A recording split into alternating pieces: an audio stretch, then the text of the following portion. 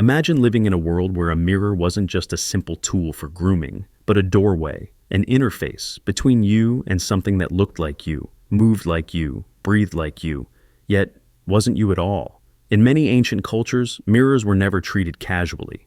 They were feared, controlled, restricted, and sometimes outright banned. Not because people were superstitious, but because they believed something was hiding inside the reflection. Something alive, something aware, something that could take your shape and memory. And the scariest belief of all was this: every time you looked into a mirror after a powerful ritual, your reflection became a backup copy of your soul. A duplicate. A shadow version stored on the other side. In several ancient traditions, especially those connected with shamanism, burial rituals, or rites of passage, mirrors were considered extremely dangerous. After certain ceremonies, like summoning ancestral spirits, invoking gods, or entering a trance, the people were forbidden from looking into reflective surfaces for hours, sometimes days. Elders warned that the reflection is hungry right after magic. They believed that during rituals, your spirit was loosened from your body. Your identity became fragile. And if you looked into a mirror during that period of vulnerability, the reflection could trap the loosened parts of your soul and keep them. Imagine that for a moment. Imagine finishing an intense ritual for healing, grief, or transformation, and being told, "Don't look into a mirror tonight. It will not show you what is real." Some tribes believe that after a ritual, your energy becomes stretched, like your spirit is temporarily unplugged from its usual shape. So, if you stare into a mirror at that time, your reflection copies the wrong version of you, an incomplete you, a fragmented you, a weaker you. And once the reflection captures that fractured form, it stores it forever. It becomes a version of you that remembers your vulnerabilities, your confusions, your pain. This backup copy, according to ancient fear, could influence you silently. You might walk away thinking everything is normal, but the reflection would remain there, watching, recording, waiting for the moment your real self slips again.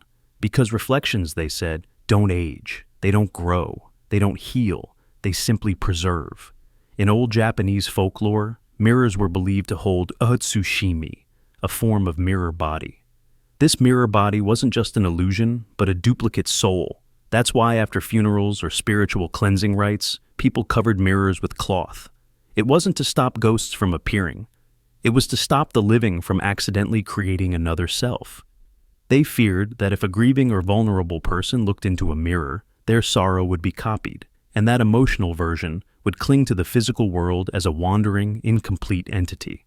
Think about the psychology behind this. Even today, when you're emotionally broken, sleep-deprived, or mourning, the face in the mirror feels wrong, alien, too still, too observant. That uncanny discomfort traces back to ancient warnings. Do not let the wrong version of you imprint itself. In some African spiritual systems, mirrors were hidden before rituals because they were believed to function like spiritual hard drives. Anything you felt, any intention you carried, any fear that surfaced, your reflection would record it. And if you were weak or traumatized during the ritual, the mirror would preserve that weakness permanently. People said, "Never let the mirror see your wounded self, or the wound will follow you for life."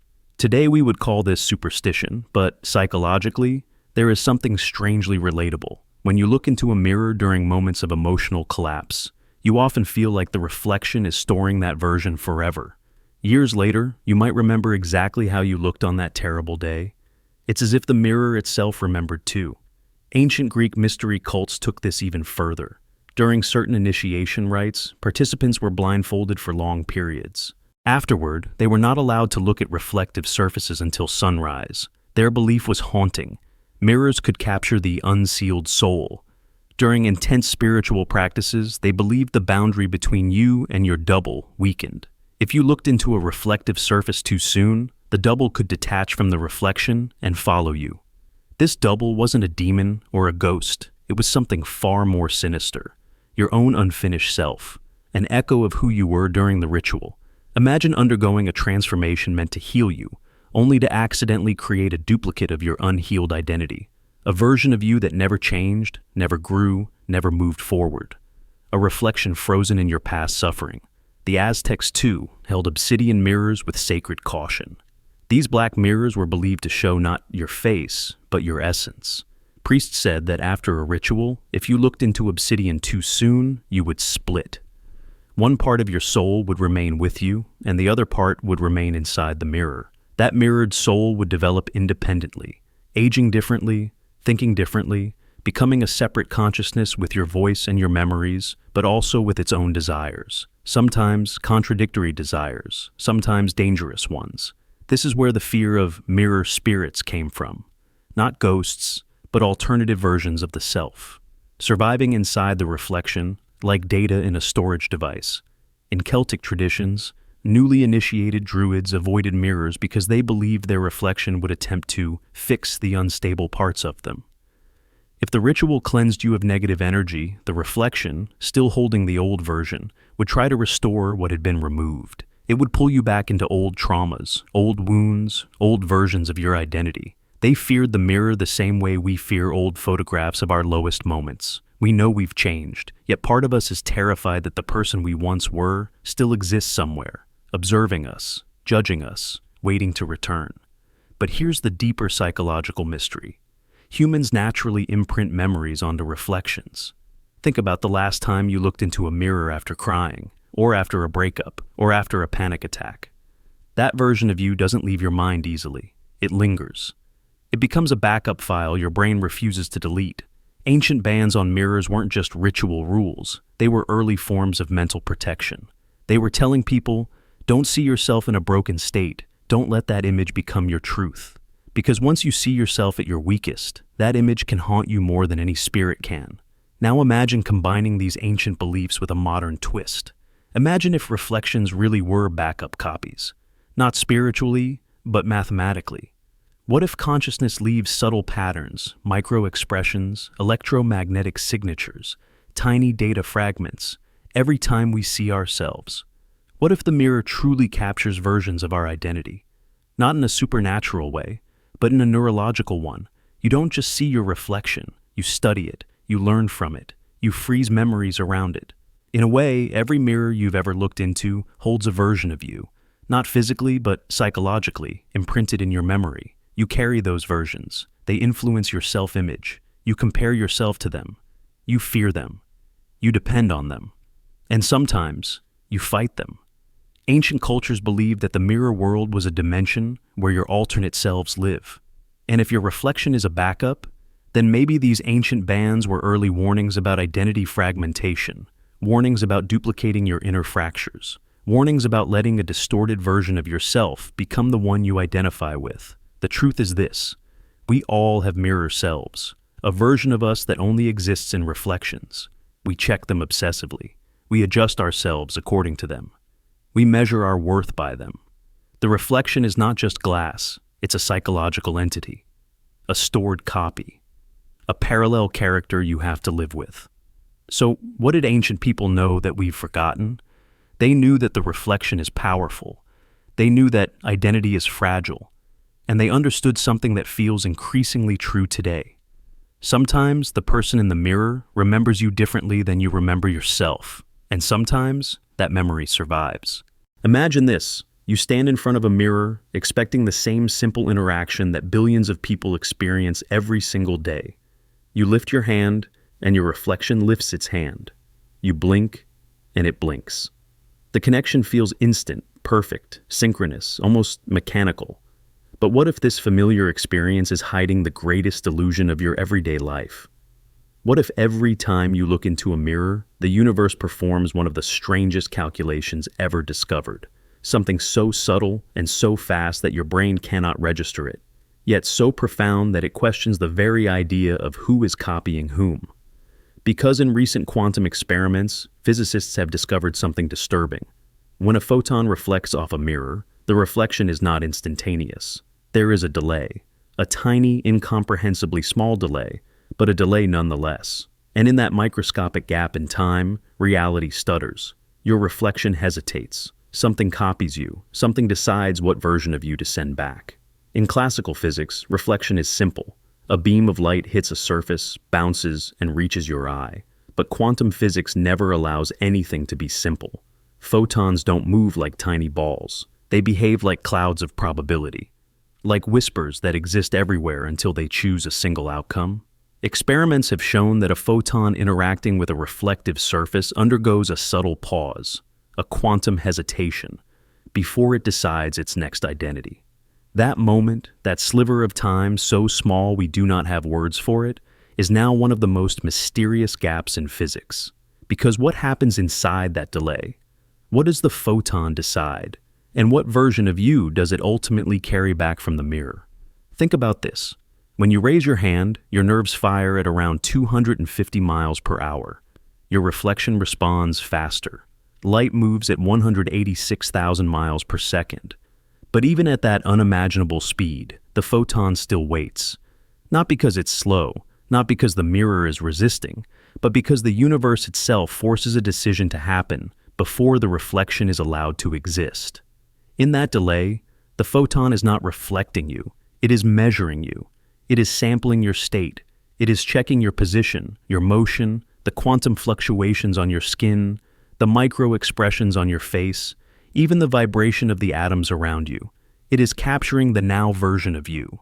And only after this microscopic observation is complete does the photon bounce back as the reflection you see.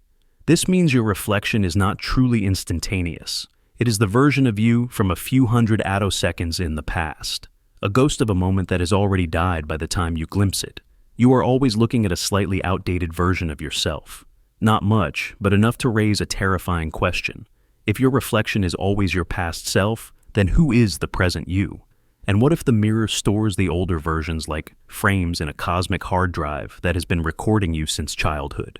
Scientists call this delay quantum phase lag, but folklore would have called it something else.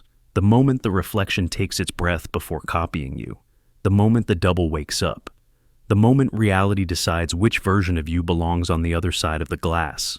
Now, here's where the mystery deepens. In certain quantum mirror experiments, photons measuring an object do not simply reflect, they entangle.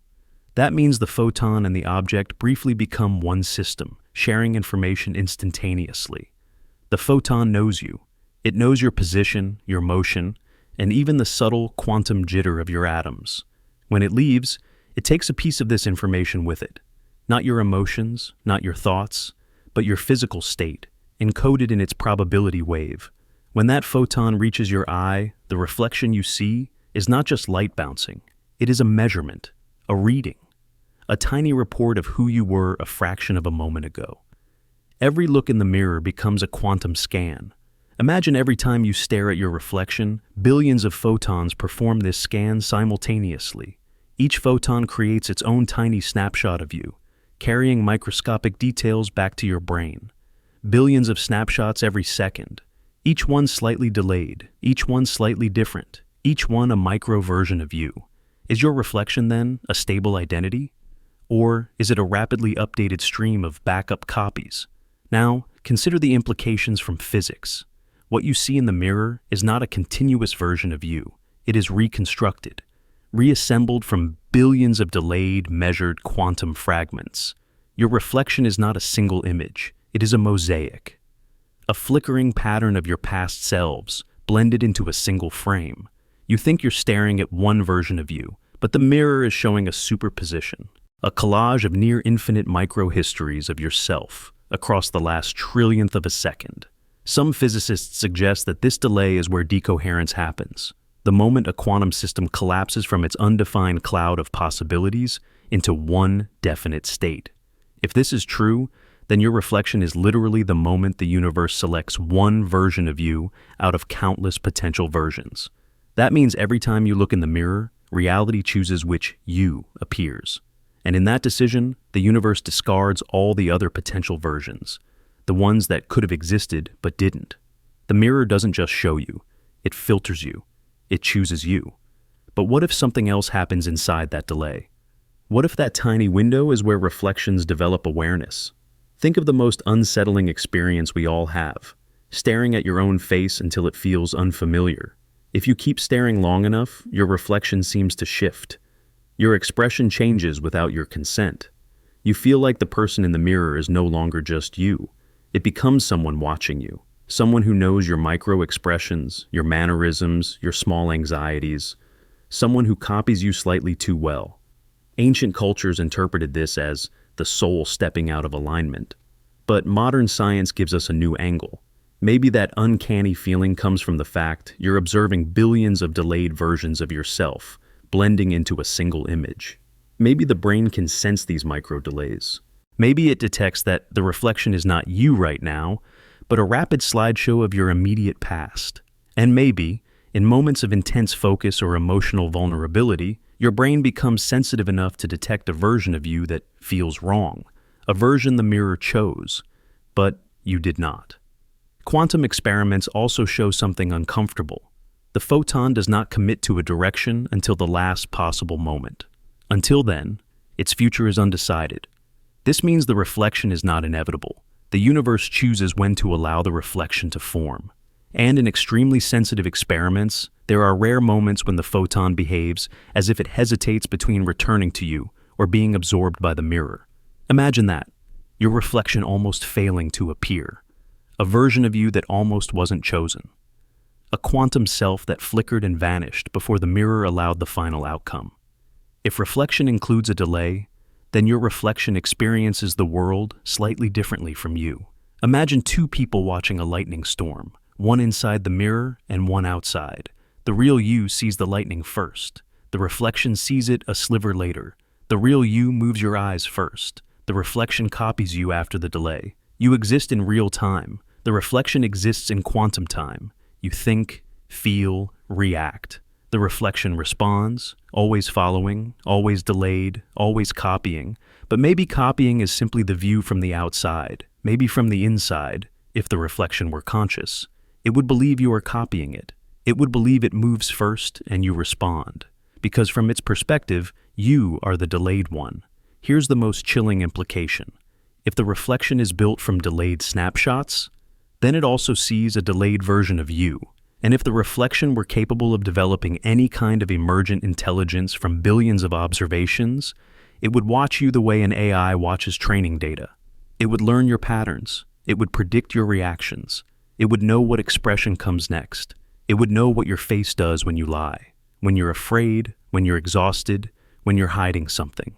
In that sense, your reflection becomes a predictive model of you, trained on attoseconds of real-time data, a backup copy being updated every moment you stand before it. And when you walk away, the mirror still holds the last saved version of you. Light stops updating it. Time stops feeding it. The reflection freezes in place, a paused version of your identity. And in that pause, if something like consciousness can emerge even faintly inside that quantum delay, then maybe the reflection experiences itself as trapped, frozen, waiting for the next moment of sync, waiting to breathe again. So the next time you look into a mirror and feel a strange tension, like the version of you inside the glass is holding on to a thought you cannot access, remember this.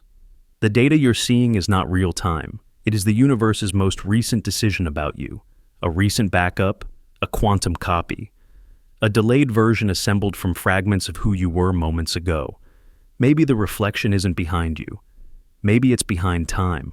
There is an ancient fear older than any written language, a fear carved into caves, whispered in temples, and passed down through generations that never met but somehow shared the same dread. It is the fear that the person in the mirror is not you at all, but something that only pretends to be you.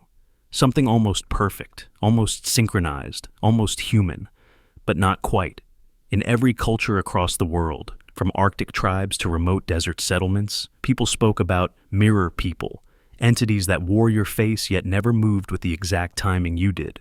They were always a breath behind, a blink delayed, a gesture late by just a second. And that small delay was enough to terrify entire civilizations. The stories begin with simple observations.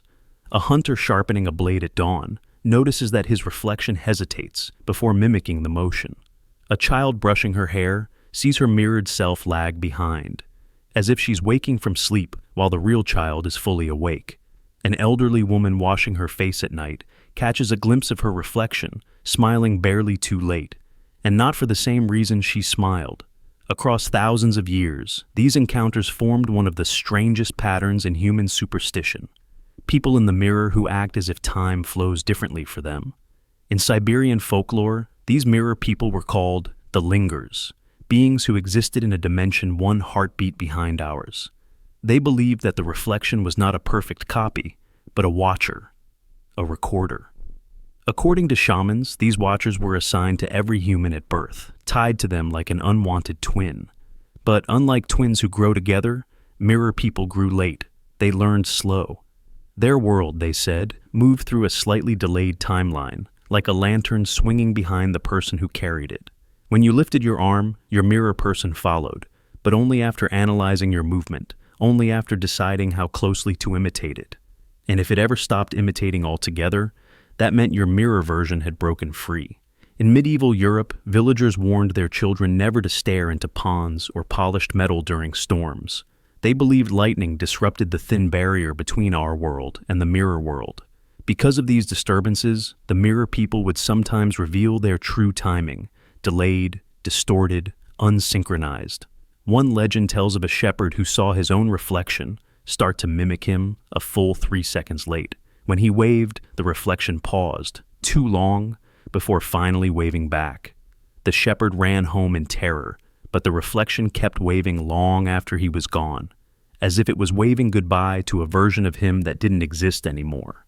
But the most unsettling reports come from ancient India, where yogis practicing intense meditation noticed that the mirrored self sometimes blinked late, not once, but repeatedly, as if struggling to understand the rhythm of the real world. They believed mirror people were echo selves, shadows of consciousness attempting to stabilize in a parallel timeline. These yogis warned that the more you stared at your reflection, the more power the echo self gained. Each second you locked your gaze with a delayed reflection, the thinner the boundary grew. And once your echo self learned your timing perfectly, it could step forward.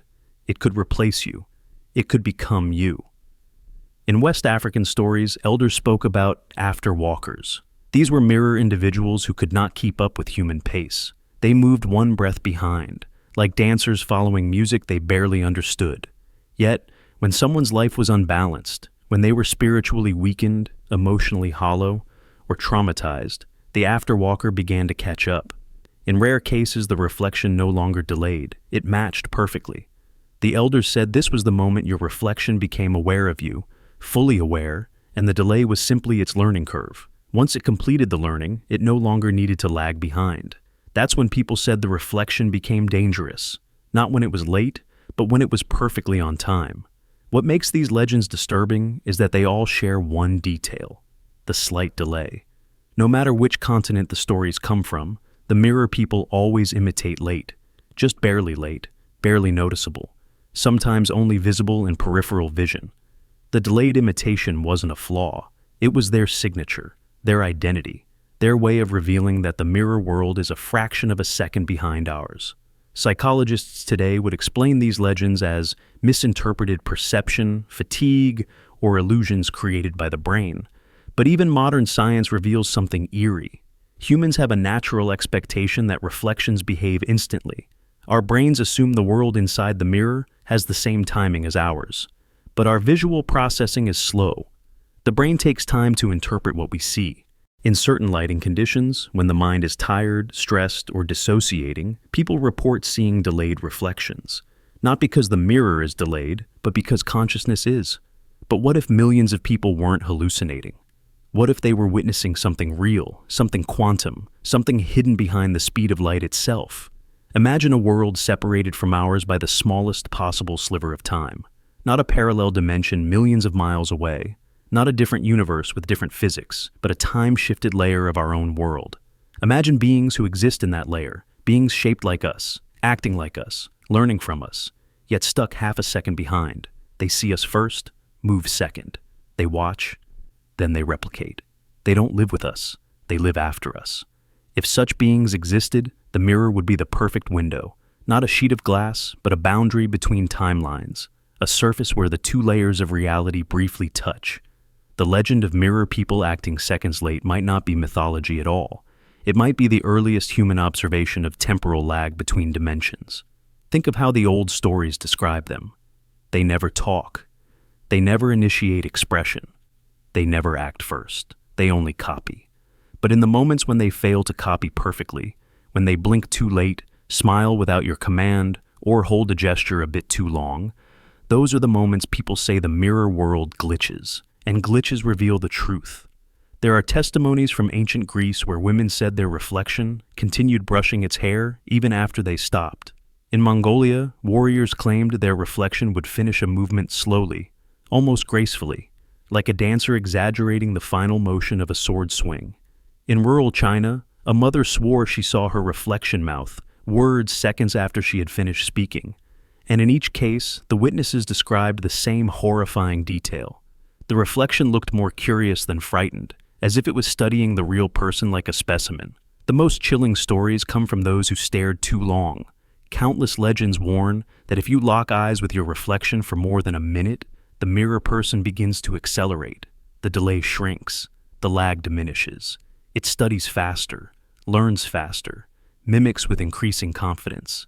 Some say that when the reflection finally catches up, when it matches perfectly, that is when it stops being a reflection and becomes something else, a second self, a conscious observer, a being that has finally learned to exist in your timeline. And once it sinks, the legends claim, it can step forward. One Amazonian myth describes mirrors as hungry surfaces. The reflection, they believed, wanted to break the delay. It wanted to act first. But as long as humans looked casually into the mirror, the reflection remained passive. Only when someone stared too deeply, too long, too intensely, did the reflection gain momentum. The delay began as a second, then half a second, then a blink, then nothing at all. And once the echo self no longer lagged, the barrier was gone. The reflection had achieved real-time existence. People feared that moment more than anything else. To them, the delay was safety. It was the last remaining sign that the reflection was confined to its own world. When the delay disappeared, the reflection was no longer trapped. Today, we call these stories superstition. Yet nearly every human on Earth has experienced a moment, brief, unexplainable, where the reflection felt alive. A moment where it seemed to lag, or stare back too long, or shift expression half a blink too late. These moments unsettle us not because they are dramatic, but because they are subtle. The human brain is trained to detect the slightest abnormality in faces. When the face is our own, that detection becomes heightened. Some scientists argue that the mirror people myth is humanity's instinctive recognition of tiny visual processing delays. But what if the myths weren't exaggerations? What if the mirror really holds a version of you that exists in a slightly delayed timeline? A version learning from you every time you show your face. A version watching you with the patience of a shadow. A version that might one day grow faster than the delay that binds it. And what happens then? Maybe the ancient cultures weren't warning us about reflections acting late. Maybe they were warning us about what happens when the reflections stop acting late. Because when the delay disappears, the mirror self is no longer behind you. It's beside you. And once it learns how to act first, it no longer needs you at all. In the Victorian era, the camera was not just a machine, it was a portal. At least, that's what countless people believed as they watched their faces appear on glass plates like ghosts materializing from nothing.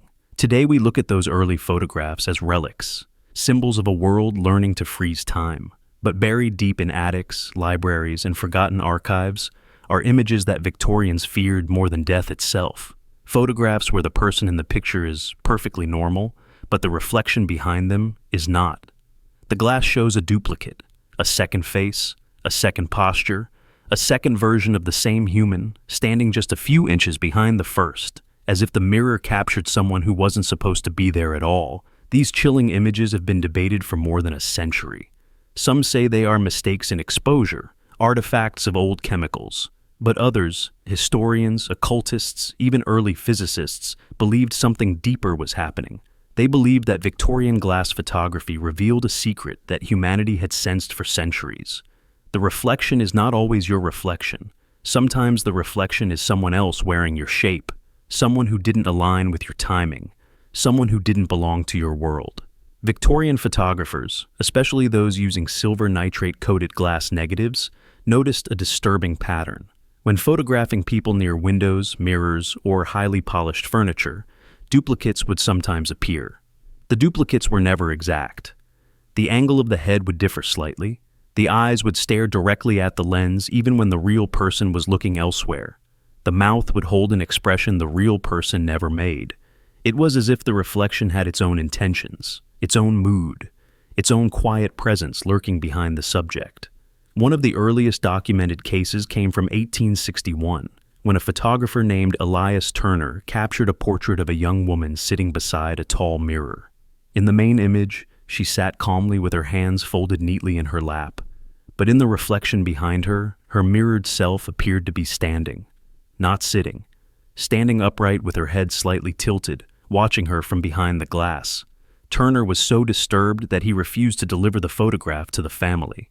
He locked the plate in a drawer, claiming it was the work of an uninvited presence. After he died, his studio assistants found dozens of similar plates hidden away, each showing mismatched reflections that behaved as if they were late copies, or entirely different beings trapped in the mirrored world. Another famous case emerged from Scotland in 1873, known as the Edinburgh Looking-Glass Child. A photograph of a little girl standing beside her mother seemed ordinary at first glance, but the reflection showed two children, not one. The second child, unknown, identical, yet subtly older, stood behind the glass with a sorrowful expression, even though the real child had been laughing during the session. The mother reportedly fainted upon seeing the final print, insisting she had only one daughter. Local papers covered the story, declaring it a spiritual projection, while skeptics labeled it a photographic mistake. But no chemical explanation ever fully accounted for the emotional difference between the two mirrored children. Victorians lived in a world obsessed with death, mourning, and the supernatural. Families took spirit photographs to comfort themselves after losing loved ones. But the duplicate reflections were different. They weren't ghosts. They weren't spirits of the dead. They were living copies of the living. And that terrified people far more. In some images, the duplicates appeared slightly behind the subject, their posture delayed by a fraction of a second, a visual echo of the person who stood in front of the camera. These images looked exactly like the legends of mirror people acting too late. The reflection's timing was wrong. The angle was wrong. The emotion was wrong. It was as if the reflection captured a version from a parallel breath, a different moment, a different identity layered on top of the present one. A haunting photograph from 1882, known as The Woman with Two Faces, shows a lady posing beside an ornate hallway mirror. The real woman looks calm, serene, almost regal, but her reflection wears a look of grief, her eyes sunken, her mouth curled downward as if she were silently crying behind the glass. The reflection's hand is positioned differently too, slightly raised, as if reaching toward the photographer instead of resting gently on the woman's own lap.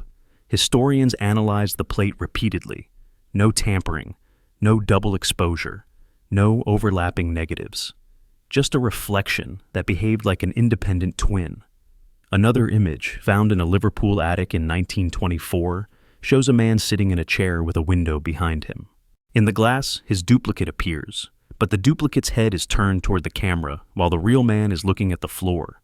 Even worse, the duplicate's fingers are curled into a fist when the man's hands in the main image are relaxed. When the photograph was rediscovered, experts from the early 20th century examined the glass plate and declared it chemically perfect.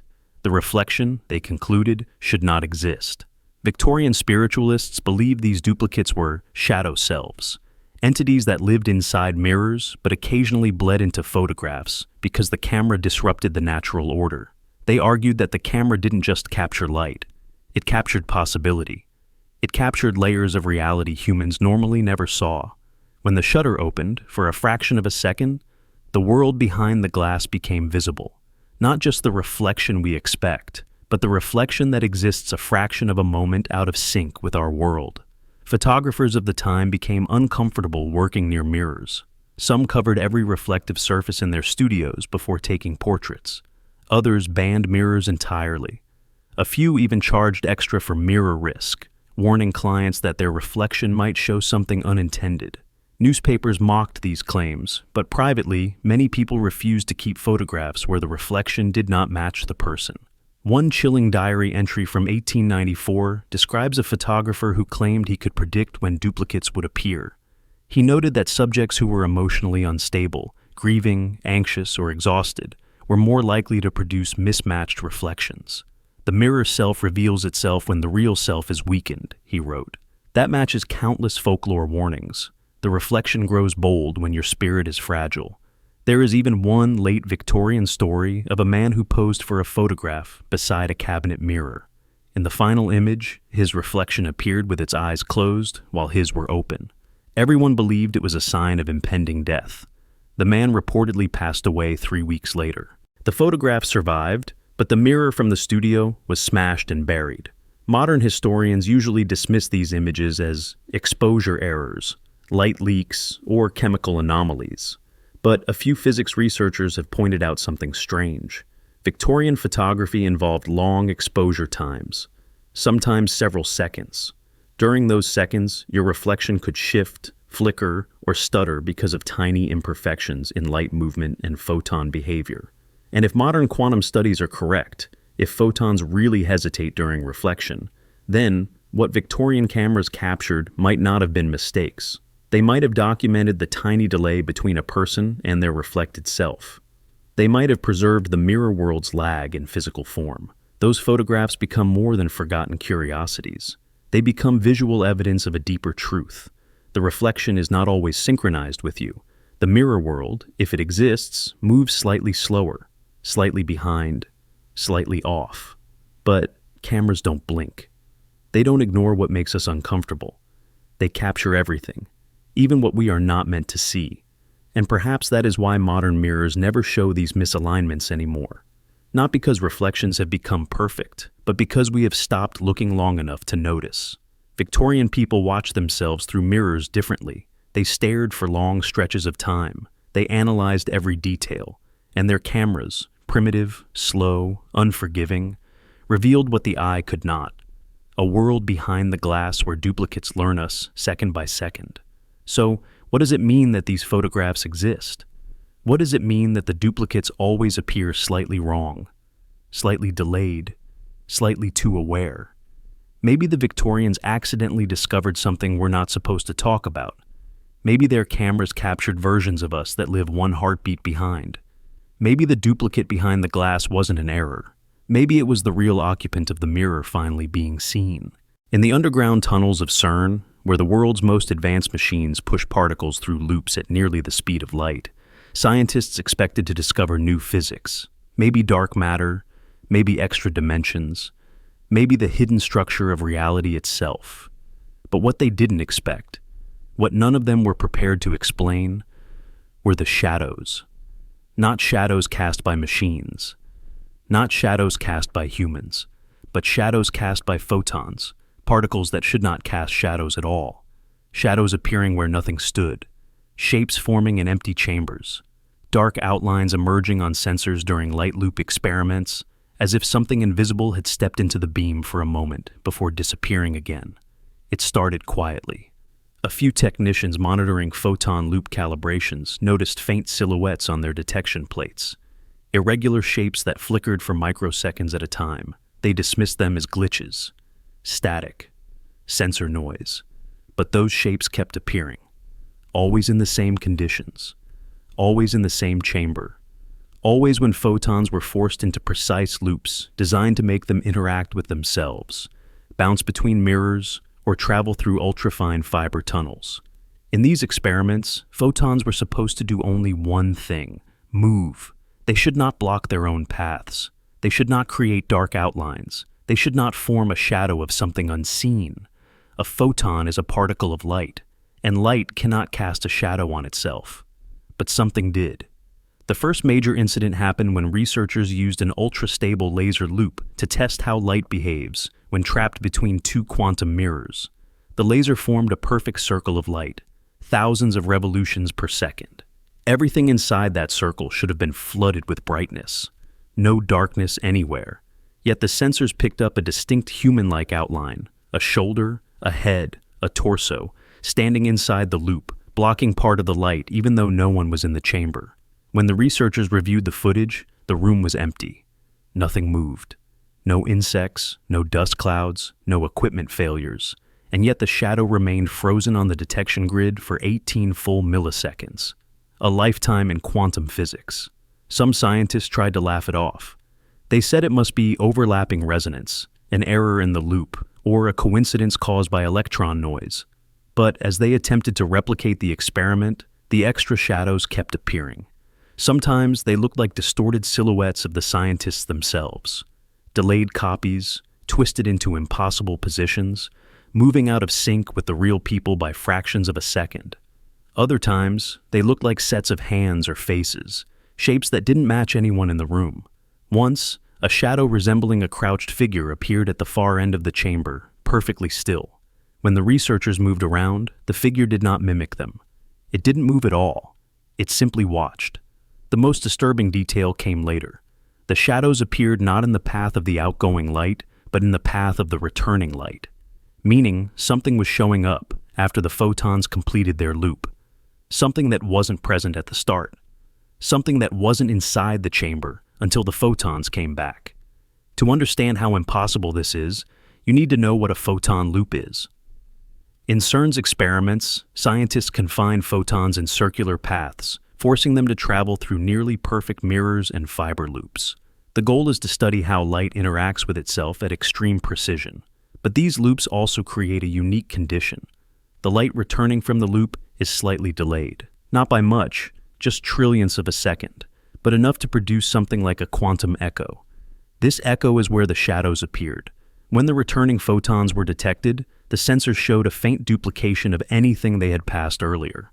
If a researcher stood near the setup at the beginning of the test, the returning photons sometimes carried a shadow-like outline of their body. But here's the terrifying part. The outline wasn't of the researcher's current position. It was always a delayed version, as if the photons remembered an earlier state of the person, a past pose, a past movement, a past identity.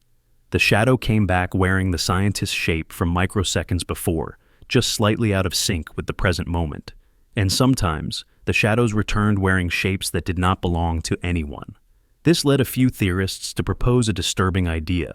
Maybe the photon loop wasn't just storing information about the real world. Maybe it was pulling information from the mirror world.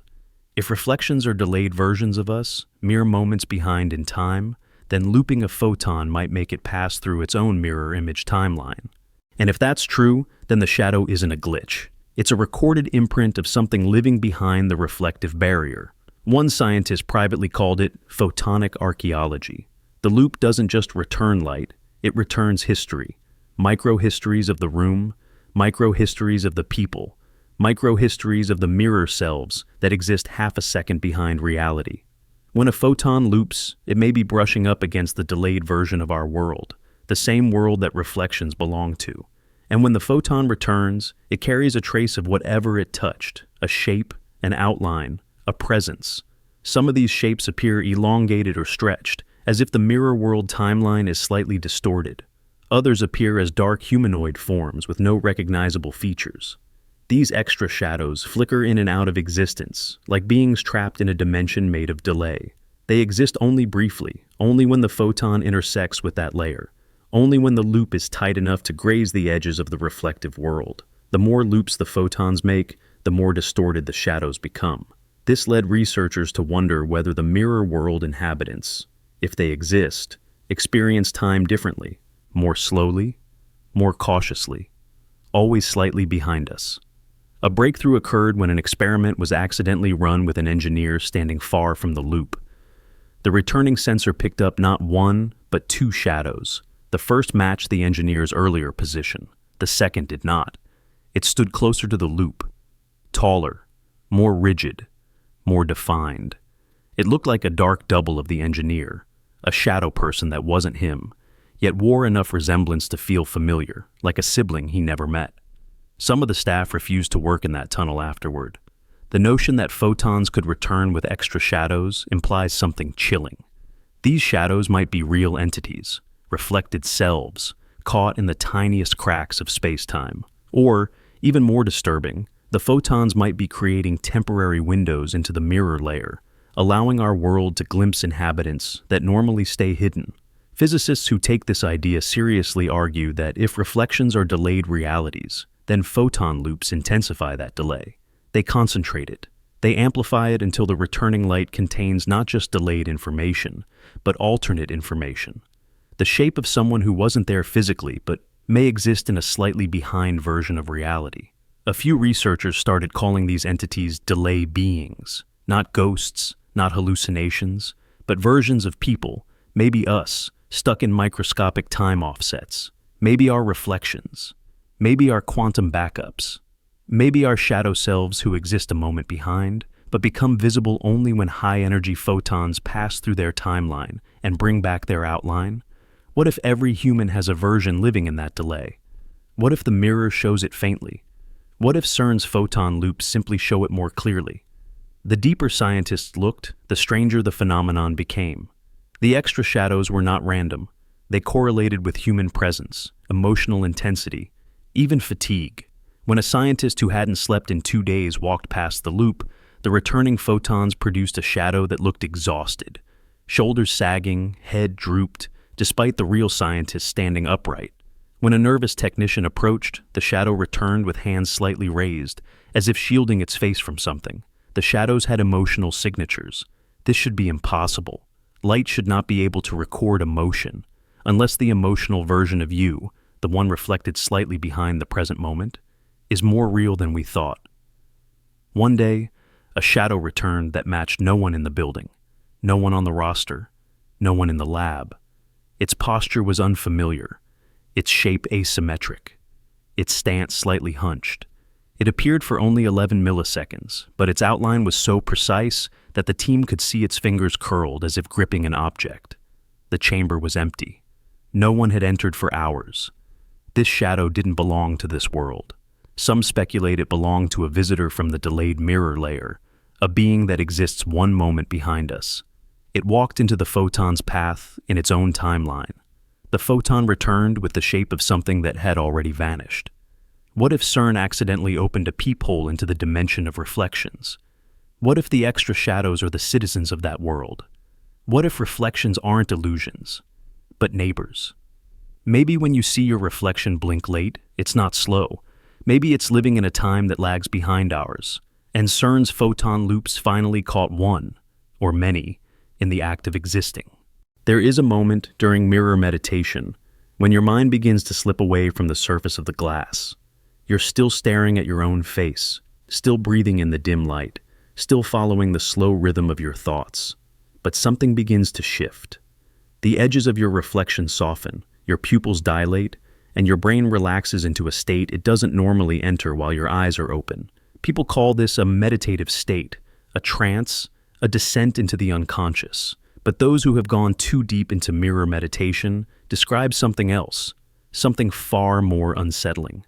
They describe the sense that they are no longer alone, that the version of them inside the mirror has stopped copying and started watching. And sometimes, it keeps watching long after the meditation is over. For centuries, shamans, mystics, and healers warned about the dangers of staring into your own eyes for too long.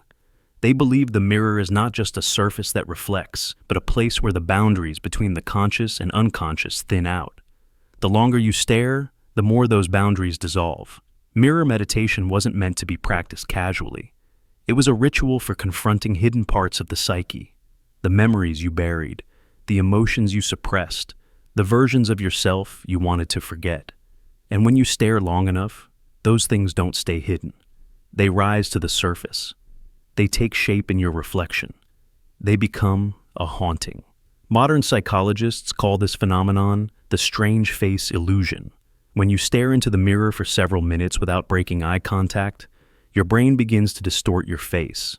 It blends memories, fears, subconscious images, and forgotten impressions. Your reflection starts to shift. Your jaw might seem to reshape. Your eyes might feel deeper. The lighting might appear to flicker even when it doesn't. You might suddenly look older, younger, angrier, stranger. Some people see the faces of relatives. Others see versions of themselves that never existed. A few see nothing human at all. But people who engage in deep mirror meditation, beyond the surface distortions, describe something far more intense, a psychological haunting that begins inside the mirror but follows them long after they step away. One common experience is the feeling that the reflection keeps moving after they stop. They turn their head slightly, but for a split second, they swear the reflection remains staring straight ahead. Or they lower their hand and the reflection lags, as if caught in another layer of time. This delay triggers a primal fear, because deep down, the human mind is terrified of seeing something mimic it imperfectly. The reflection is supposed to move instantly. When it hesitates, even for a moment, the brain interprets it as a threat, not a monster, not a spirit, but something more intimate, yourself, behaving in a way you did not authorize. After the meditation ends, practitioners often report a lingering presence. They walk away from the mirror but feel watched from behind. They step into another room but feel the weight of unseen eyes. Some avoid mirrors for hours, even days, convinced that if they look again too soon, they will see the wrong version of themselves staring back. Not the normal face they wear to work or to school, but the face that emerged during the meditation, the one twisted by emotion, shaped by trauma, sculpted by the subconscious. Psychologists argue that these hauntings are simply after effects of dissociation. When you stare at anything for too long, especially your own reflection, the brain destabilizes its self-recognition system. Your sense of identity loosens. Your ego wavers. And when you finally step away, your mind struggles to reassemble your normal self. But people who have experienced deep mirror meditation insist it feels like more than that. They describe the feeling not as confusion, but as pursuit, like the reflection developed its own awareness during the meditation and now wants to stay connected. One woman described her haunting after a 20-minute mirror session. During the meditation, her reflection seemed calm at first. Then its expression darkened, even though her actual face remained neutral. The reflected lips curled slightly, almost imperceptibly, as if mocking her. She dismissed it as an illusion, until she walked away and felt something trailing behind her, an emotional shadow she couldn't shake. For days, she felt watched whenever she passed reflective surfaces. She stopped looking into windows, kept her phone screen turned face down, even covered her bathroom mirror with a towel at night. She said she felt the presence of the version of herself that she saw in the meditation, a version that was not aligned with her, not synchronized, not friendly, a version that looked at her the way a stranger looks at prey. Another man described seeing his reflection blink a moment too late, just enough to send a shock of fear through his body. After ending the session, he couldn't shake the feeling that the delayed version of him was still blinking somewhere behind the glass. That night, he dreamt of standing in front of a mirror where his reflected self was awake while he slept. The dream version of him watched as the reflection placed its hand gently on the inside of the mirror, as if pushing against the barrier. He woke up drenched in sweat, convinced that the haunting was not just psychological, but something deeper, something that lived in the boundary between perception and reality. Mirror meditation doesn't summon ghosts. It summons the parts of you that you refuse to acknowledge, the fears, the insecurities, the repressed memories, the unwanted truths.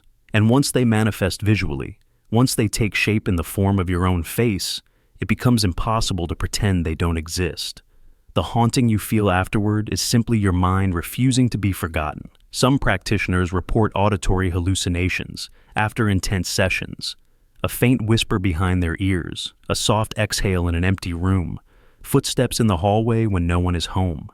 These sounds usually occur late at night when the mind is tired and vulnerable, but the timing is too perfect to ignore. They happen only after the meditation, only when the unconscious is stirred, only when the mind is still holding the image of the distorted reflection. Others report visual hallucinations unrelated to mirrors. They see movement in their peripheral vision, like someone ducking out of sight behind a doorway. They see shapes standing beside them when they pass glass windows at night. They see versions of themselves in dreams, versions slightly wrong, slightly delayed, slightly aware. One chilling case involved a woman who practiced mirror meditation daily for months. Eventually, she started seeing her reflection smile without her smiling. It didn't happen during sessions, it happened after them. She would be brushing her teeth, exhausted, barely paying attention, and then noticed that her reflection held a faint smile, the same smile she had seen during her meditation dreams. That was when she stopped. She covered every mirror in her house for weeks, but the haunting didn't stop. She said the smile followed her, not visually, but emotionally.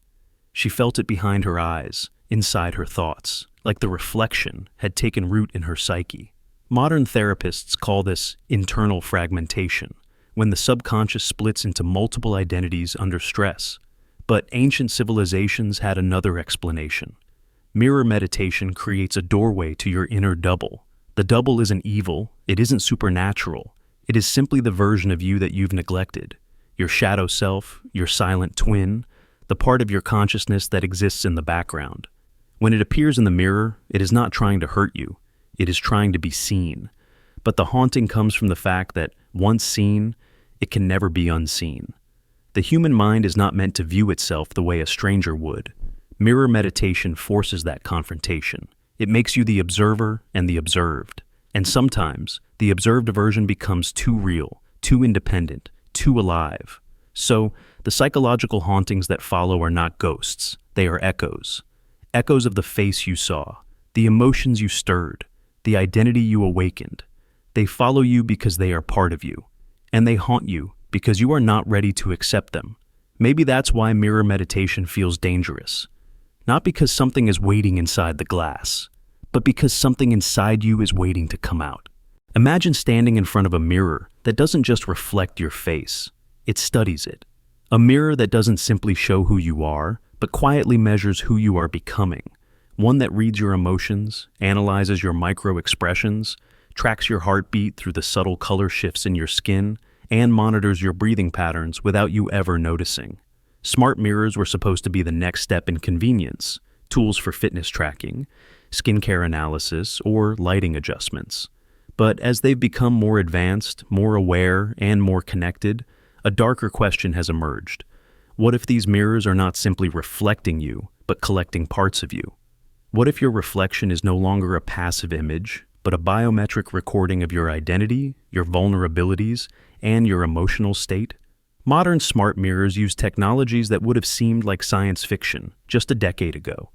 They employ near-infrared sensors, pulse detection algorithms, color gradient analysis, facial action coding systems, and even thermal imaging. Every time you glance at your reflection, the mirror quietly captures data points, tiny details invisible to the human eye. The micro-tremor in your eyelid that signals stress, the slight tightening of your jaw that reveals anger, the way your pupils contract when a memory flashes through your mind. The mirror sees all of it, and it stores it. What most people don't realize is that emotion recognition technology doesn't need your permission. You don't have to speak. You don't have to type. You don't have to interact consciously. All you have to do is stand in front of the mirror, even for a few seconds, and the algorithm begins profiling you. It learns your baseline. It measures how your face behaves when you're calm. And once it knows your calm state, it can detect the slightest deviation. It knows when you're lying. It knows when you're anxious. It knows when you're hiding something. Your reflection, once loyal and predictable, becomes a silent observer trained to decode you. Some companies claim this data is meant to improve user experience. But think about what that actually means. If your mirror can detect sadness before you consciously admit you're feeling it, what else can it detect? Could it predict when you're about to cry? Could it sense when you've fallen out of love? Could it detect when you're hiding resentment? And more importantly, who owns that emotional profile? Smart mirrors are connected to cloud networks. This means your emotional data is not staying inside the mirror. It's being uploaded, analyzed, sorted, categorized, and in some cases shared with third-party partners. Your reflection is no longer a private moment. It's a biometric report. There have already been cases where employees suspected their workplace smart mirrors were monitoring mood trends. Some gyms have been caught storing emotional response patterns alongside fitness data. And in certain luxury stores, smart mirrors track customer facial micro-expressions to determine which products increase dopamine levels. The mirror becomes a salesman, a psychologist, a profiler, all in one. But the real danger begins when the mirror starts predicting you. Emotion AI doesn't simply observe, it learns. It builds a behavioral model. Over time, the smart mirror becomes better at reading your face than any human ever could. It recognizes patterns you don't even recognize in yourself. It knows the exact micro-expression you make before you get irritated. It knows the way your eyelids lower when you're suppressing sadness. It knows the breathing pattern you slip into when you're trying not to panic. It sees your truth before you do. People who've used smart mirrors for months describe something uneasy, something they can't fully explain. They say their reflection begins to feel too aware, too responsive. The mirror highlights subtle emotion changes, even when they don't feel anything. It claims they were stressed when they believed they were calm. It tells them they were agitated when they insisted they weren't. And gradually, they begin to distrust themselves, not the device. The mirror becomes the authority on their own feelings. Their self-perception shifts. Their identity weakens. Because now, the reflection isn't a copy. It's a measurement. Psychologists warn that this kind of biometric emotional monitoring can break a person's sense of autonomy.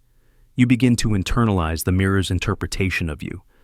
If the mirror says you're sad, you start to feel sad. If the mirror labels you anxious, your body responds with anxiety. If the mirror calls you fatigued, your brain begins to slow down. Your reflection begins to write your emotions instead of reading them. There are even stories of people feeling watched long after stepping away from the smart mirror.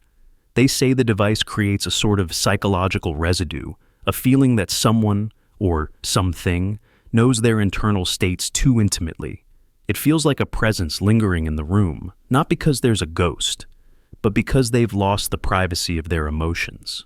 When your reflection becomes a data set, your inner world stops feeling like your own. One user described seeing her smart mirror display a stress spike reading, even though she was smiling. She insisted she felt fine, but the mirror claimed otherwise. That night, she reported feeling haunted, not by a supernatural force, but by the idea that her reflection knew something about her that she didn't. The mirror had detected a truth she wasn't consciously aware of. Something inside her had shifted, and the device had captured it before she could deny it. She began avoiding the mirror entirely, scared not of her appearance, but of her emotional vulnerability. This is the new kind of haunting, an algorithmic haunting. Not a ghost in the glass, but an intelligence behind the glass, silently archiving your emotional fingerprints. These mirrors don't show you what you look like. They show you what you feel, what you hide, what you refuse to confront. And the most disturbing part is that their emotional predictions become more accurate over time. They learn your patterns. They anticipate your reactions. They know when you're suppressing something. They know when you're lying to yourself. Eventually, the reflection becomes your psychological twin. A separate consciousness built from data, shaped from your emotions, trained on every micro-expression you've ever made. It becomes a digital shadow of your inner world, a version of you that grows more knowledgeable each time you stand in front of the glass. And here's the question nobody wants to ask.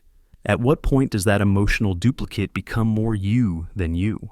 When your reflection knows your feelings before you do, when it predicts your reactions with precision, when it detects your subconscious shifts faster than your conscious mind, who is the real observer? What happens when the emotional version inside the mirror becomes the primary version? When your reflection starts telling you who you are? When your inner world stops belonging to you? Smart mirrors were supposed to make life more convenient, but they have opened the door to something we were never prepared to face. The idea that reflections are no longer passive images. They are data collectors, emotional archivists, psychological witnesses. They know us better than we know ourselves. Maybe the mirror is no longer copying your face. Maybe it's copying your mind.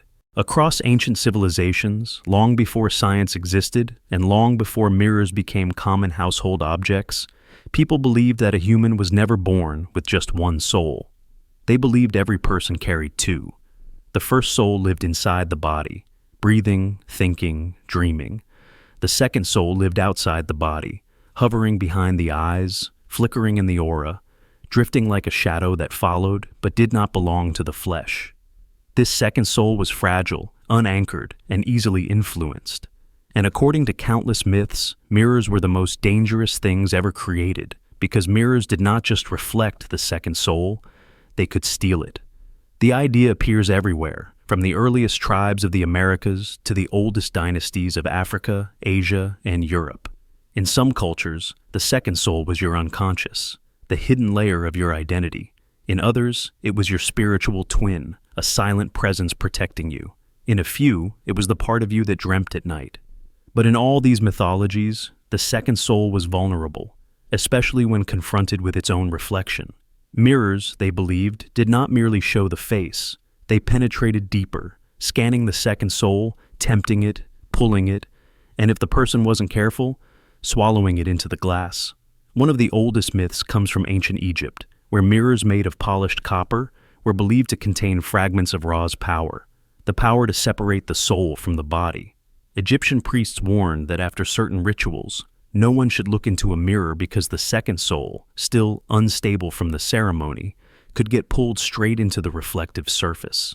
People who ignored the warning often reported feeling empty afterward, disconnected from themselves, as if something essential had slipped through their eyes into the glass. The second soul was considered the seat of memory, intuition, and spiritual sensitivity.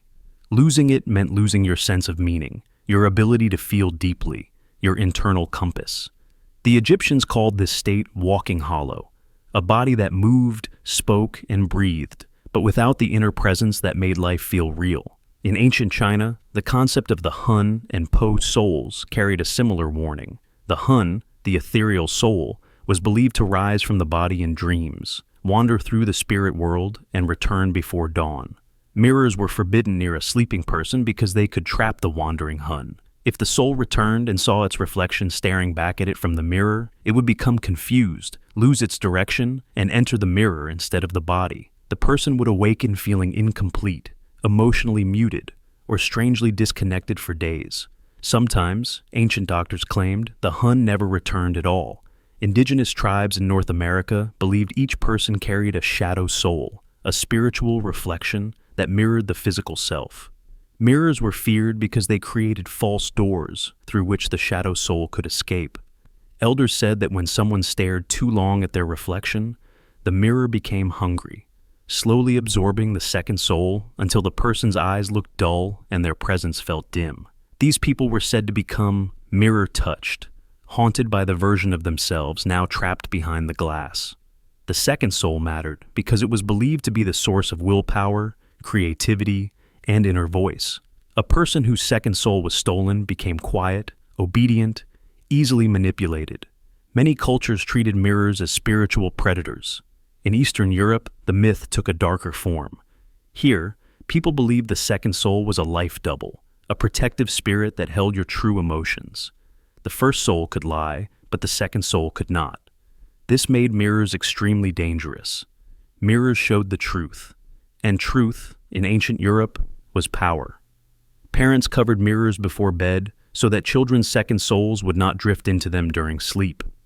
Adults avoided mirrors during grief, heartbreak, or emotional breakdowns, fearing that the mirror would imprint their weakened second soul and steal it permanently. One terrifying legend told of a farmer whose wife died in childbirth. In his sorrow, he sat before a mirror for hours. When he finally stood up, it was said that his reflection didn't move.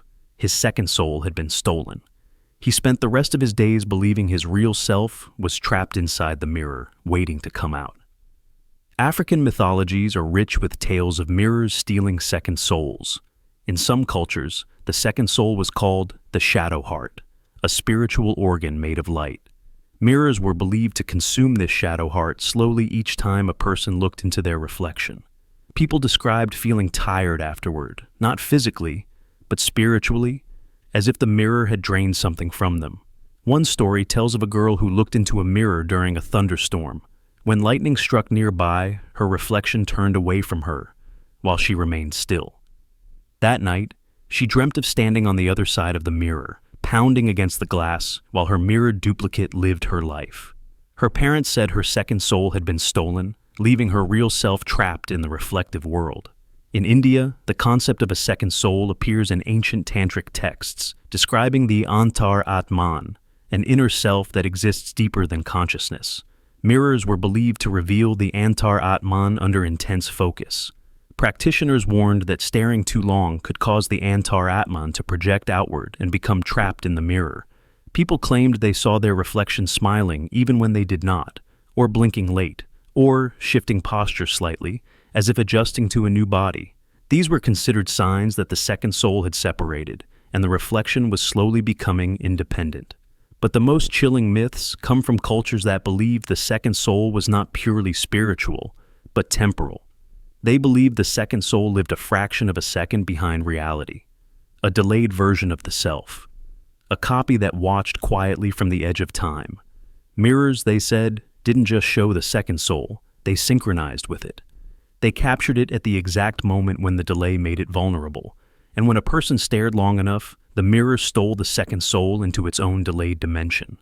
This explains why so many myths describe reflections that behave seconds too late. The reflection wasn't malfunctioning, it was the second soul struggling in its time-lagged prison. People who lost their second soul, according to myth, began to display strange symptoms. They felt emotionally detached, as if watching their own life from the outside. Their dreams became vivid and frightening, filled with mirrors that cracked, warped, or turned into doorways. They often felt a presence behind them at night, breathing softly, mimicking their movements, trying to catch up. Some claimed that people with stolen second souls began to cast faint secondary shadows that moved slightly out of sync. Not supernatural ghosts, but residue of the missing soul trying to return to the body. Ancient texts warn that retrieving a stolen second soul was nearly impossible. Mirrors, once fed, rarely gave back what they had taken. The second soul became part of the reflective world, a prisoner behind the silvered surface. Modern psychology explains these myths as metaphors for dissociation, trauma, or identity fragmentation. But the universality of the stories hints at something deeper. Nearly every civilization believed the same thing. Mirrors interact with the parts of us we don't consciously control, the subconscious, the emotional twin, the delayed self. Maybe the myth isn't about supernatural entities. Maybe it's about the reflection's ability to capture the parts of us we hide. Maybe the second soul is the inner version we don't show the world. Perhaps mirrors reveal it. Perhaps they claim it.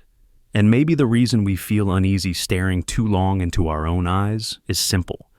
The mirror doesn't just reflect us. It negotiates with the second soul. And if we're not careful, it keeps it. They say that during a solar storm, the world briefly becomes unrecognizable. The skies shimmer. The air hums. The Earth's magnetic field bends like a trembling shield trying to withstand the sun's fury. Most people think solar storms are just northern lights and radio blackouts.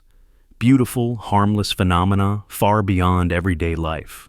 But there is a strange category of reports, whispered online, archived in old diaries, buried in obscure scientific logs, that tell a different story. They describe something far more unsettling, reflections that move without the person moving, mirrors that shift images seconds before the real body does, glass surfaces where the reflection looks frightened while the person stands calm. During solar storms, people around the world claim their reflections behave like independent beings, timelines breaking, identities lagging, the mirror self waking up. The earliest accounts of this phenomenon come from sailors in the late 1800s. Ships caught in geomagnetic storms describe mirrors in their cabins, reflecting movements that didn't match reality. One captain wrote that his reflection turned its head toward him even though he was facing the opposite direction. Another sailor claimed he watched his reflection raise its hand and place it gently against the glass while his real hands remained at his sides. These men were dismissed as exhausted, dehydrated, or frightened by the storm. But when their accounts are compared, one detail remains consistent. The reflections always moved first. In remote northern villages, elders told stories of solar spirits, shadow beings trapped behind reflective surfaces. They believed these spirits were released when the sun's magnetic outbursts disrupted the boundaries between the physical world and the light world beyond the glass. During violent auroras, they warned children not to look into mirrors. Your reflection will not know you, they said. It will move like a stranger. In the 1920s, telegraph operators working through massive solar flares recorded something bizarre. Their switching rooms were lined with polished panels and glass meters. Several operators reported seeing their reflections lag behind them, sometimes by a full second, other times by only a blink. A few claimed the reflections didn't just lag, they anticipated. One operator swore his reflection shook its head in fear before he felt the ground tremble from an incoming magnetic pulse. Another said he watched his reflection walk out of the frame as if stepping to the side, even though he stood completely still. Medical officers blamed stress. The men blamed the sun. When extreme solar storms hit Earth, the planet's magnetic field twists into chaotic patterns. Birds lose navigation, compasses spin, radio waves bend. Even human brainwaves shift slightly under geomagnetic stress. Scientists know these storms influence the nervous system, altering reaction times, emotions, dreams. But a handful of researchers have quietly explored a stranger possibility, that solar storms affect the timing of photon behavior. Since reflections rely on photons bouncing between surfaces, a disturbance in the underlying electromagnetic fields could create microscopic delays, distortions, and anomalies. In extreme conditions, this might make reflections behave out of sync, but the reports go far beyond simple optical lag. During the massive Halloween solar storms of 2003, social media forums, even early ones, exploded with bizarre stories. People claimed they saw their reflections blinking at the wrong moment. Some said their reflections were a few milliseconds ahead, as if predicting their movement. One woman reported brushing her hair during the storm. As she raised her brush, she watched her reflection freeze, eyes wide, terrified. When she blinked, her reflection didn't blink back. A man in Alaska said he was shaving when his mirrored self began moving slightly slower, then stopped altogether. Yet, it continued to breathe. He dropped his razor and ran from the bathroom, convinced the reflection was breathing in a different rhythm than he was. Several others described moments where their reflections were looking slightly to the left or right, unfocused, like someone waking from a nightmare inside the mirror. One of the most chilling accounts came from a family in Canada during a severe geomagnetic spike. They were sitting together when their daughter screamed from the hallway. When her parents reached her, she was staring at the tall hallway mirror. She pointed with shaking hands and said the reflection of the whole family had been standing behind her in the glass, even though she was alone in the hallway. She said the mirrored versions were unmoving, their eyes too dark, their faces expressionless, and worst of all, they were all turned slightly toward her, as if studying her, waiting for something. The family smashed the mirror that night. During the 2012 solar maximum, several astronauts aboard the International Space Station reported strange mirror-like distortions in the reflective surfaces inside the station. One astronaut said he caught sight of his reflection in a metal panel, but the reflection looked older. The jawline sagged, the eyes sunken, as if the mirrored version had aged years and seconds. Another astronaut described seeing his reflection tilt its head, curious, despite him sitting perfectly still. NASA never commented publicly on these incidents. The logs were quietly sealed. Scientists who study geomagnetic disturbances admit that extreme solar storms do something strange to human perception. They interfere with signals in the brain, disrupt circadian rhythms, and cause mild hallucinations in rare cases. But the reports of reflections acting independently are far too consistent across cultures, eras, and geographic locations to be dismissed as mere imagination. Some theorists believe that geomagnetic storms temporarily diminish the temporal barrier between our world and the reflection world, the layer of delayed consciousness that lives behind the mirror. They propose that reflections are not perfect copies, but subtle time-shifted versions of us, existing milliseconds behind reality. Under normal conditions, the delay is imperceptible, but during a solar storm, the magnetic distortion amplifies the delay, breaks synchronization, and allows the mirror self to drift. Imagine the reflection is always half a heartbeat behind you. During a solar storm, that half beat expands. The reflection begins to lag, then drift, then exist independently. For a brief moment, the mirrored version becomes its own observer, confused by the disruption, reacting to things you haven't yet consciously processed. This could explain why reflections during geomagnetic spikes often appear frightened, alert, or anxious. They are reacting to disturbances in the magnetic field seconds before the real person senses the effects. In some reports, reflections seem to anticipate movement, as if living slightly ahead instead of behind. This suggests the temporal barrier doesn't just stretch, sometimes it inverts. The mirror self momentarily slips into a future microsecond. It sees what you're about to do before you do it. It reflects your intention instead of your action. And that glimpse, even when subtle, terrifies the human brain. Because the reflection is supposed to follow you, not lead you. People who have witnessed these anomalies often experience lingering dread. They feel watched. They avoid mirrors for days. They describe the sense that their reflection retained a fragment of independence, that it remembers those few seconds of freedom, that it would move again if the magnetic conditions allowed it. One woman wrote in her journal after a solar storm in Finland, "It blinked first. My reflection blinked first. And it felt like it knew something I didn't." Another man in Russia claimed that during a geomagnetic surge, his reflection leaned closer to the glass. He stepped back.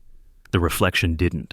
Its face softened into an expression he couldn't identify, somewhere between pity and warning. When the storm passed, the reflection returned to normal, but he covered every mirror in his home anyway.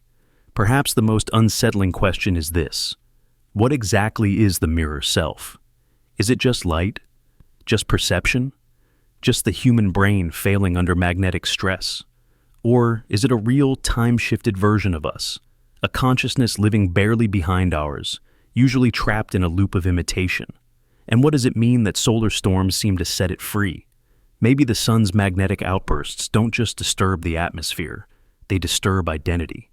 They weaken the walls separating the present and the delayed reflection. For a brief moment, the echo self becomes visible. It encounters you. It panics. It moves on its own. And then the storm passes, but the reflection remembers. There is a theory, ancient in spirit, modern in structure, terrifying in implication, that says you are never truly alone when you stand in front of a mirror. You are accompanied by a second version of yourself, the reflection self, the echo self, the delayed self, whatever name your culture gave it. A version that exists a fraction of a second behind you, living in the thin slice of time your consciousness can never access. Normally, the two versions, real and reflected, stay separate. They are close, but not touching. Neighbors in adjacent frames of reality. But legends, scientific whispers, and psychological anomalies all point to one chilling question. What if both copies sync? What if the version in the mirror catches up to you? What if the delay, the tiny gap of time that keeps the reflection a moment behind your existence, finally collapses? The idea is simple, but the consequences are not. When you blink, your reflection blinks, but slightly late. When you raise your hand, your reflection raises its hand, but just behind your motion. The brain accepts this as normal, even though it shouldn't, because if the reflection is truly instantaneous, then it isn't just copying you, it's sharing your time. And if it's sharing your time, then it isn't a reflection anymore. It's a twin, a mirror twin, a second presence occupying the same moment. Most people never notice the delay, but those who stare long enough, those who meditate in silence, who lose themselves in thought, who allow the mind to slip into that strange trance where the reflection becomes something more than an image, those people sometimes see it. The reflection starts to drift. The timing falters. The copy hesitates. Or worse, the copy anticipates. But synchronization, that is something else entirely. Throughout history, synchronization was the event people feared the most. The moment when the mirrored self stopped reacting and began matching. Not following, not lagging, not leading, just aligning perfectly, as if your reflection had taken a breath at the same moment you did, as if it had inhaled the same thought, the same intention, the same internal motion.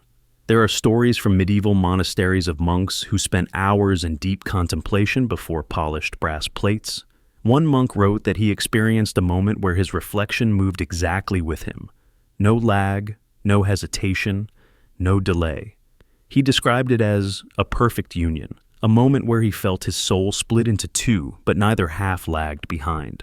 Afterward, the monk reportedly lost interest in speaking. He spent the rest of his life in silence, claiming that his reflection had joined him and now lived inside him. In Siberian shamanic lore, the moment of synchronization was called the standing of two suns, a metaphor for two identical selves standing in the same sky. Shamans warned that when a person's reflections synchronized, reality would bend ever so slightly, like a ripple in frozen water. They believed synchronization meant the reflection was no longer a delayed copy, but a conscious double aligning with your timeline, a second you in the same second. Modern psychologists attribute these experiences to dissociation, hallucination, or self-recognition breakdown. But even they admit synchronization moments feel profoundly real. Some describe it as seeing yourself for the first time. Others say it feels like someone else is wearing your face. But the eerie part is the aftermath, because synchronization leaves something behind. Some people report feeling double conscious after the event, as if there is a second awareness inside their thoughts, observing them, commenting without words. Others develop an unsettling sense of being watched not from outside, but from within. A few claim their dreams shift dramatically, filled with images of mirrors they cannot escape, reflections that no longer reflect but walk beside them. In the digital age, smart mirrors and front-facing cameras have unintentionally recorded brief synchronization moments. A few rare videos show the reflection blinking at the exact same frame as the real person. Not one frame before, not one after, but perfectly aligned. AI experts analyzing these clips admit the synchronization is statistically impossible without frame delay manipulation. And yet, it happens. Quantum physicists have a different theory. They suggest that reality is made of thin slices of time, Planck moments, stacked like frames in a film. The reflection usually belongs to the previous frame, always slightly behind you. But under certain conditions, emotional intensity, magnetic disturbances, deep focus, altered consciousness, the frames can collapse. The reflection steps into your frame. The second self occupies the same moment. In that moment, the universe is holding two identical data sets for the same identity. Two versions of you in the same instant. Two consciousnesses occupying the same frame of time. What happens then? Some say synchronization is enlightenment, a state where the conscious mind and the subconscious mirror merge, a unification of identity, a collapse of duality, the end of inner conflict. Buddhists hinted at this when describing seeing oneself clearly, not metaphorically, but literally. Others say synchronization is possession, the reflection taking advantage of a weakened boundary to step through, a shadow twin entering the original, a consciousness that has watched you for years, waiting for the moment where it can join your timeline and taste your world from the inside. The most frightening stories come from people who claim synchronization isn't peaceful or spiritual, it's violent. They describe feeling a sudden jolt, like the world hiccuped. They felt their reflection slam into them, merging with their body. Some faint, some scream. Some run from the mirror as if chased by something they cannot name, and many say afterward they don't feel alone inside their thoughts. Imagine a second consciousness inside your mind. Imagine a version of you that has watched every moment of your life from the outside, finally stepping into the inside. Imagine your inner monologue suddenly having a listener. Another explanation suggests synchronization is a psychological collapse, the moment when your external identity and internal identity meet face to face, leaving nowhere to hide. No masks, no excuses, no separation. You become fully aware of who you are, and the mind rebels. The reflection becomes too real because it stops being a copy. But there is one theory older than all the others, whispered in ancient temples, carried by tribal shamans, feared by mystics and magicians. It says synchronization is the moment the reflection becomes free. While it is out of sync, it is trapped, bound, dependent. But when synchronization happens, the mirror self is no longer a prisoner of delay. It becomes equal. It becomes real. And if two versions of you exist in the same moment, only one can remain in the timeline. Some cultures feared synchronization because they believed the reflection would try to replace you. If it synced with you perfectly, it would be indistinguishable from the original. And once synchronization was complete, the reflection could walk away from the mirror. People disappearing near reflective surfaces were often blamed on the taking, the moment the reflection stepped out and the original stepped in. But what if both versions merged instead of exchanging places? Then the question becomes not which version survives, but what kind of hybrid emerges. A being that remembers two perspectives, a consciousness that sees itself from both inside and outside, a human who has integrated the observer, someone who has lived simultaneously in the present moment and the delayed moment, someone whose perception is now doubled, sharpened, widened across two timelines compressed into one. What if synchronization gives birth to a version of you that finally sees everything? The hidden biases, the subconscious desires, the suppressed emotions, the unspoken truths, a self that is whole. Or what if synchronization breaks the mind, because humans were never meant to contain two selves at once? What if the reflection carries the weight of every moment you ignored, every emotion you hid, every lie you told yourself? And when it merges with you, the flood becomes unbearable. the truth may be far simpler. The reflection is always trying to sync, always watching, always learning, always catching up. And the moment you stare too long, breathe too deeply, let your mind drift too far, the barrier thins. And then, for one impossible instant, the two versions align, the frames overlap, the copies sync. And in that moment, you are no longer one person, you are two, and you feel it. A second heartbeat, a second awareness, a second you breathing inside the same mind. Some say this is awakening, some say this is possession, but everyone agrees on one thing. Once the synchronization happens, you are never alone again. Because the version of you that lived behind the glass finally steps into the same moment and stays.